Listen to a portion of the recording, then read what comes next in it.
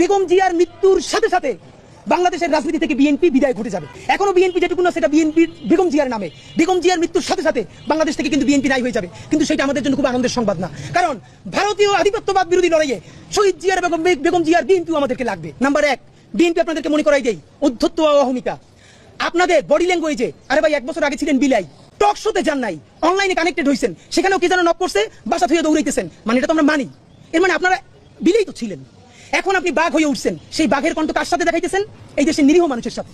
আওয়ামী লীগ কয়টা ধরে চেষ্টা পারছেন? কয়টা আওয়ামী লীগের বিরুদ্ধে অ্যাকশনে যাইতে পারছেন? কোটি কোটি টাকা খায় ওই হাজিবুর সেলিমের লোক স্টেজে উঠান। অধ্যত্ব আর অহমিকা আপনারা এইবার লাস্ট চান্স, যদি বাদ দিতে না পারেন আপনাদের দেশে কোনো রাজনীতি থাকবে না, মানে থাকবে না, মনে রাখেন। চূড়ান্ত অধ্যত্ব এবং অহমিকার সিম্বল ছিল শেখ হাসিনা, শুধু তার পদত্যাগ না, পতন হয়েছে, দিল্লিতে গিয়ে লুকাইতে হয়েছে। সুতরাং আপনারা তো তার ধারে কাছেও না। সালাউদ্দিন ভাই থেকে শুরু করে অন্যান্যরা সংস্কার কমিশনে যেই গার্ডস নিয়ে, যেই অ্যাটিটিউডে কথা বলেন, আমরা আহত হই।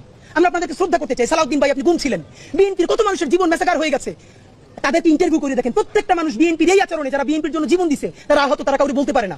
আমাদেরকে অগণিত বিএনপি কর্মীরা ধরে বলে, ভাই আপনারা যেটা বলেন এইটা শতভাগ সত্য, একটা দলের কাঠামোর মধ্যে আছে, বলতে পারতেছি না, কিন্তু ভাবে নেওয়া যায় না। আপনারা কাদেরকে বুদ্ধিজীবী বানাইছেন? তো এই অধ্যত্ব আর অহমিকা থেকে বের হন।